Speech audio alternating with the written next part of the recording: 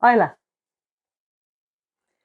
Ves dan se že ukvarjam s tem, kaj naj posnamem in si delam različne scenarije, zaradi tega, ker če nimam enega jasnega fokusa, se pol raztreščam in imam včasih občutek, da nisem dosti jasno povedala, pol pa video ne objavim, pa se nekje valjajo po tistih fajlih v računalniku, dokler mi ga čisto ne zafilajo, tega pa res ne maram.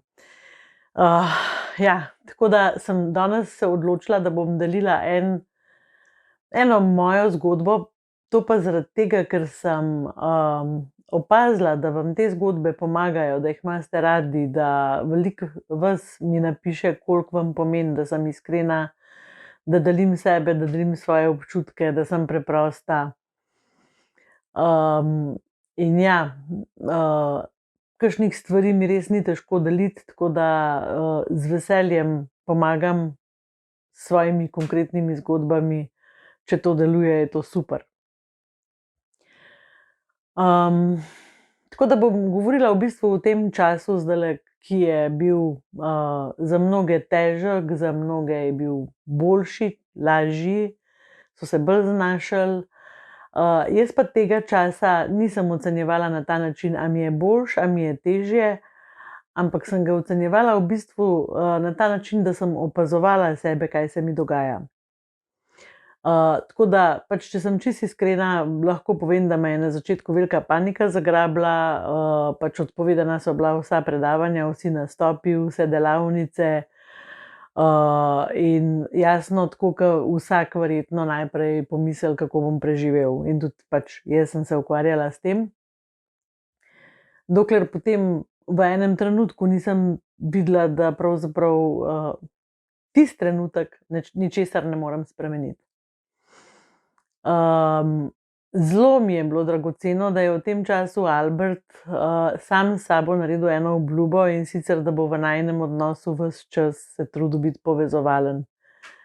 In je tudi bil, ni se jezil, ni padel v neke depresije, ni padel v brezupe, skozi je motiviral, da sva nekaj počela. In mene je to zelo, zelo reševalo. Tako da sem se v bistvu zagnala sama nazaj in sem začela tudi jaz funkcionirati na ta način, da sem rekla, preživim iz dneva v dan. To se pravi, danes zjutraj si naredim načrt in zvečer pač izrečem hvaležnosti za vse, kar sem naredila, in pač se pripravim na naslednji dan. In to mi je ustrezalo, to mi je bilo najboljše. Vmes sem se ubadala z drugimi življenjskimi zgodbami, kot so moja mami, ki je v domu in jo nisem videla že od 5. marca. Otroci, s katerimi nisva več skupaj, prihod Ilone domov iz Kanade, ki je bil k sreči uspešen in smo zdaj vsi srečni in veseli tukaj.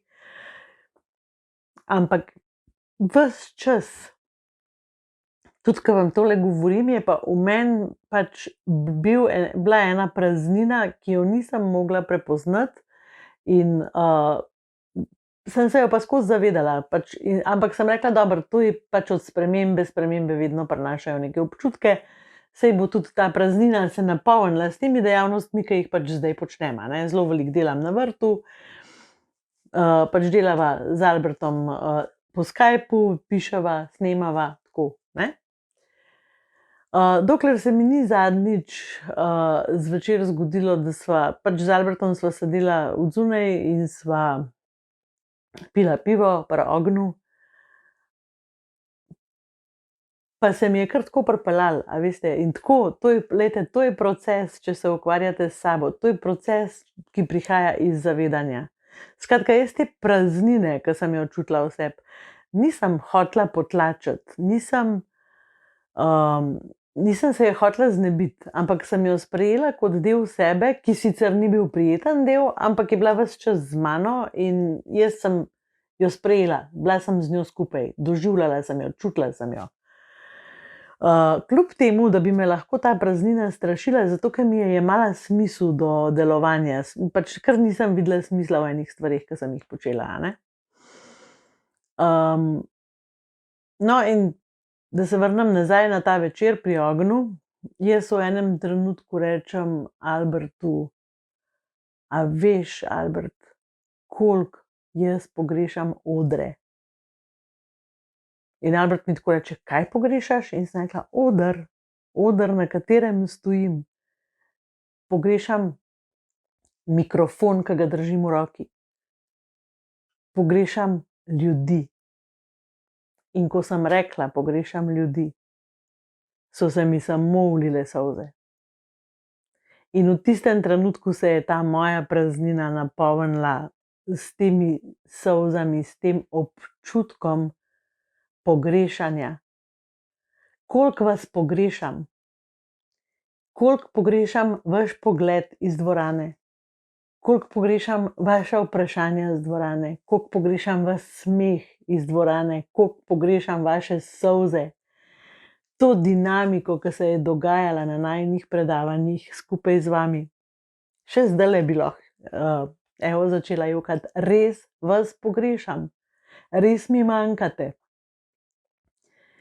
In v enem trenutku je bilo tisto, kaj če tega ne bo več. Saj je super tale online, res je super, sposnavam se in lejte, imam pač 1300 naročnikov, gleda vsak moj video, tam okoli 1000 ljudi, a ni to fajn? Ampak jaz vas ne vidim. Jaz nisem z vami v stiku, jaz nisem z vami v komunikaciji in zame je to bistvena razlika. Kar bi vam rada s tem videom povedala je, koliko potrebujemo drug drugega. Koliko smo odvisni od tega, a dobivamo nek odziv, a ne dobivamo nekega odziva. Zato mi tudi vaši komentarji pod videi toliko pomenijo. A ne? Zato, ker se nekdo odzove, ker rečem, aha, nekdo je tukaj, nekomu je mar, nekdo je z mano v stiku, nekdo komunicira, nekdo želi nekaj vprašati, nekdo nekaj rab, nekdo mi bo pomagal, nekdo rabi pomoč. To so odnosi. To so odnosi, to je dinamika odnosov.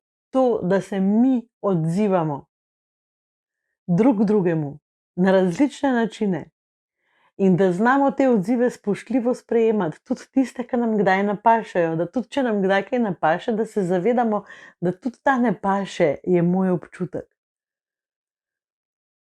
No, in tako sem 1-2 ure fajn jokala, od tega, koliko vas pogrešam in od tega, koliko ni te dinamike. Spomnila sem se par takih dogodkov s predavanj, ki je prišla kakšna mamica, pa je rekla, vas lahko objamem, ali pa je kdo prišel, spomnim se enega očija, ki je enkrat prišel k Albertu, pa je rekel, to sem rabil, nisem si predstavljal, da obstaja moški, ki je pripravljen tako deliti svoje intimne zgodbe. Isto zgodbo imate, kaj jaz. Spomnim se ene mamice, ki je prišla, pa je rekla, tole me je nahranil, to, ki me že 2 leti ni nič nahranil.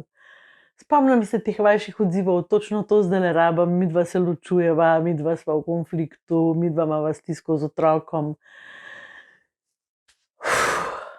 Toliko enih lepih stvari smo doživeli skupaj, v živo. Tako da, ja, mogla se bom navaditi, a ne, na tale online sistem. Mogla se bom navaditi, da verjetno sem enako sporočilna, kot če bi stala na odru z mikrofonom. In ne bom nikoli nehala verjeti, da bodo te stvari prišle nazaj in da bomo spet skupaj, da bomo spet v komunikaciji, da si bomo spet lahko stisnili roko, se pogledali v oči, se skupaj smejali, skupaj jokali. Tako. Mene toliko ganejo te stvari, toliko me gane ta občutek. V bistvu nisem žalostna, to ni žalost, ampak sem v toliko tesnem stiku z neko svojo potrebo, ki je trenutno nenahranjena in trenutno pač ne vidi tega, kdaj bo tega konc.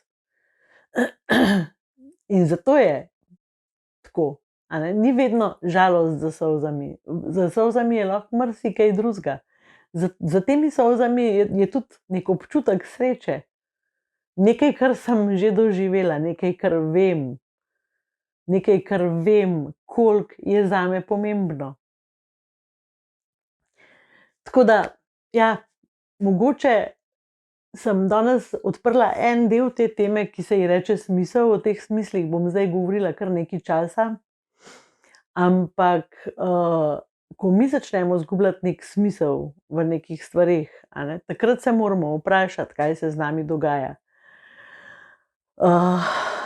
Kaj pomeni izgubljati smisel? To je takrat, ko se nečesa ne morete lotiti nikakor.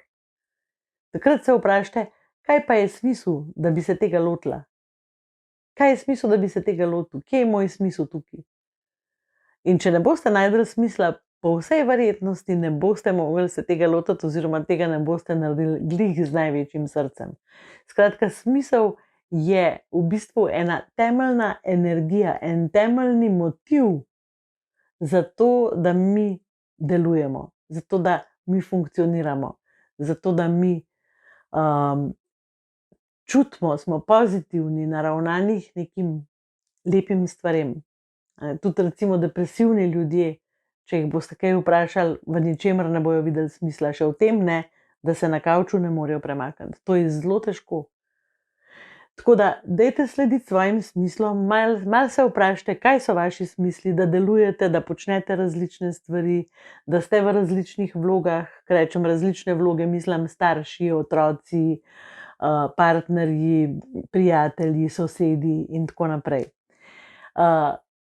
Mi bomo pa tole smisel, kako se mi vozla jezik, mi bomo pa ta smisel v naslednjih videih razvijali tudi še naprej. Tako da zaenkrat vas lepo pozdravljam, srečno, hvala, ker ste bili z mano, ker mi to res veliko pomeni. Zdajle sem si nekaj časa predstavljala, da stojim v dvorani in da je dvorana polna, tako kot včasih. Odspodaj mi kaj napišite, kakšen komentar, kakšno vprašanje. Naročite se na moj kanal, ker to je zdaj zame zelo velik smisel. Ker očitno je, zelo očitno je, da vas rabim.